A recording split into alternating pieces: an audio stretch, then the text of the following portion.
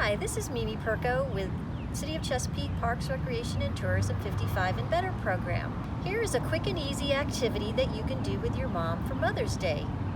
Have fun and hope you enjoy it. And this is my mom, Betty, and we're going to be doing some planting today. So let's get started.